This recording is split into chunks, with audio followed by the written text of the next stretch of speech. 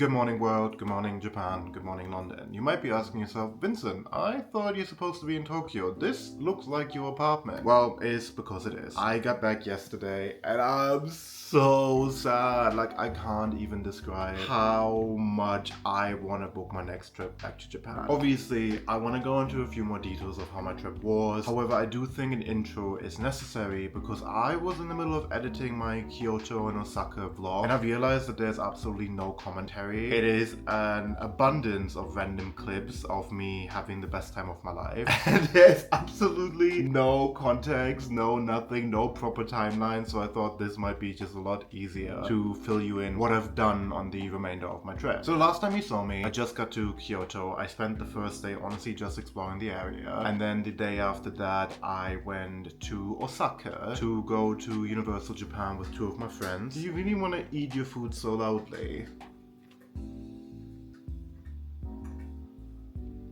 I had the absolute best time in Osaka at Universal. I have never really been much of a theme park person. I'm a big baby, so any sort of ride just scares me too much. But I would go back in a heartbeat. I had so much fun, obviously due to the people I was there with, but it was so much fun. Especially Super Nintendo World or Super Mario World was such a blast. Like, I had the best time.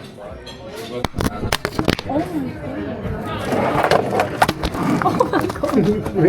What's happening? What?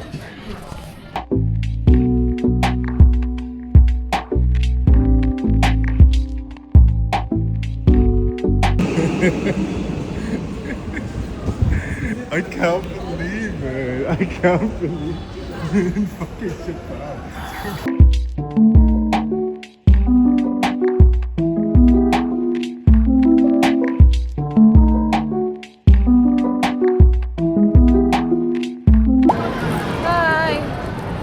What camera is this?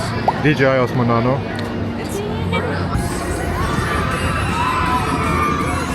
Yeah, no. Hell no.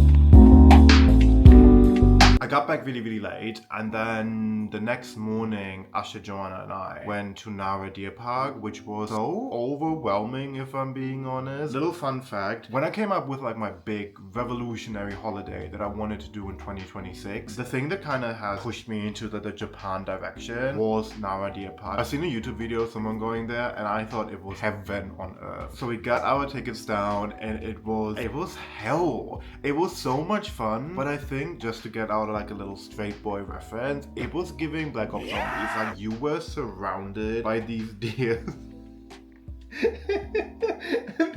I'm so sad that I don't have a clip of this. Like, I was getting eaten alive, but there was this like alpha deer, as Joanna and I called it, and it was chasing her throughout the whole park. It was the funniest thing to witness ever.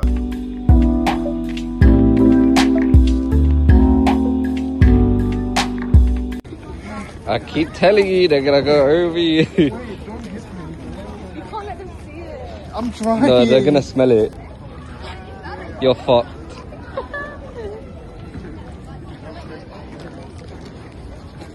No, yo, this is kind of getting crazy. Come here, be nice, okay? Okay.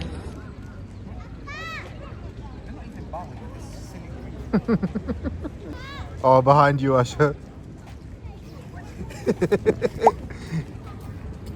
He's coming for you. No, bro, you bring him here. What the fuck? No. Hey, baby. This guy doesn't bow. Let's come this way. Oh, whoa, no.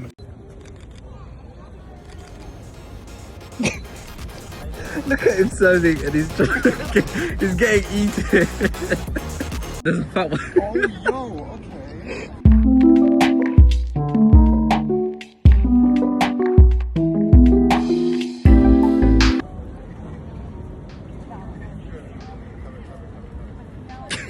We're doing too much, bro.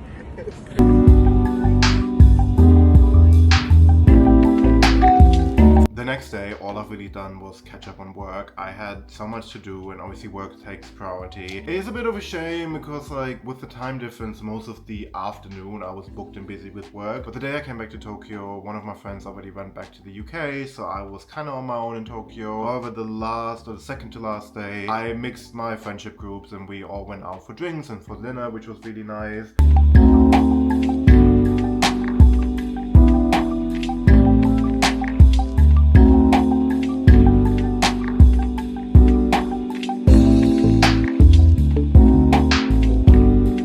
If I'm being completely honest, I was just having way too much fun to even think about picking up my camera and being like, hey, what's up you guys? Oh my god, hi. I was just in the moment. It also felt really weird, just because I was with friends most of the time. And the days I was alone, you know, social anxiety and stuff like that. But I kind of want to go a bit deeper into my opinion. Girl, I don't want to fit into the stereotype of oh my god, Japan changed my life.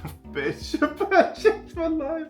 It was quite literally, I know I'm speaking, and this is just a big disclaimer. I know I'm speaking out of like the most white, touristy like viewpoint ever. I know that Miss Fascism is making a world tour right now, and I know that Japan is not safe from it either. And I also know that I'm seeing Japan as through the eyes of a tourist. Like, I'm fully aware of this. But out of my experience, I can't even put into words what a wonderful time I had. I think it was a much needed holiday. I've been dealing with like the feeling of belonging. What I really like is the fact that I can just exist there. In the UK, it feels very much like people have an eye on who you hang out with, what you get up to, where you at, and what you do. Obviously, it is all a lot stronger for me due to, you know, my job and the industry I am, which is, you know, social media and marketing. I don't think like a person that works a 9-to-5 office job might have this outside pressure that I might put on myself. But I felt like when I was there, no one really gave a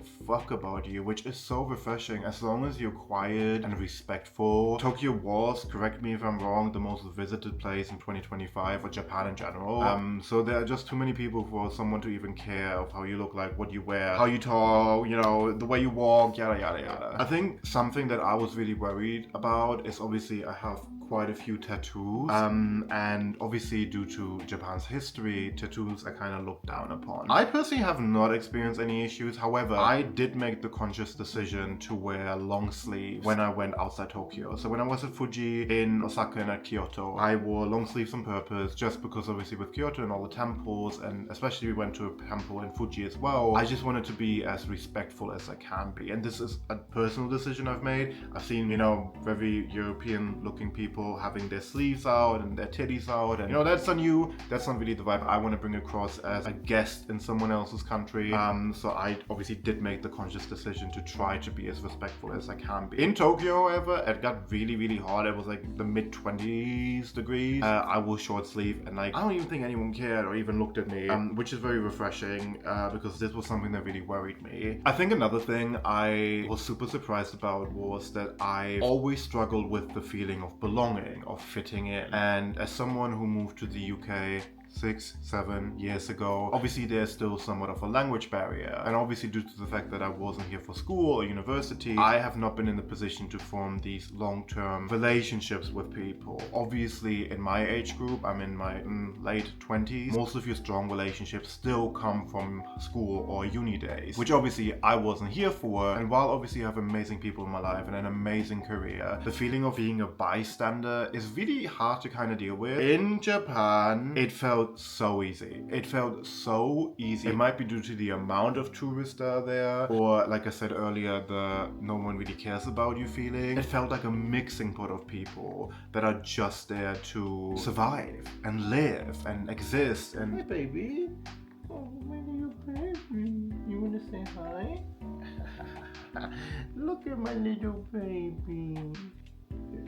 And in like the most wide European touristy way possible, I felt like I fit right in. Again, obviously, I'm fully aware of the fact that living in Japan or living in Tokyo and going to visit for 2.5 fucking weeks is a completely different story. Like, I'm not a moron. Like, I'm fully aware of that. I don't know. I had this joy or this feeling of happiness that I don't think I've experienced in a hot fucking minute. Especially, like, and I don't want to go too much into this, something emotionally draining happened while I was there, and if I would have been at home in the UK, it would have literally eaten me alive for a hot minute. In Japan, I was like, oh, well, that sucks. Let's go and get an egg sandwich, which is really new to me, like handling my emotions in such a mature way. So I was just like, fuck, like maybe this is the place I'm supposed to be. Of course, I'm also happy to be back. My business is here, my talents are here, my clients are here, and it's just so much easier to be in the loop when I'm sitting in London in my home office. My cats are here who I've missed, who in all honesty didn't really give much of a fuck that I was gone. I came back in yesterday and they were like, oh, well, he's back. So that was really nice to experience. Are you okay?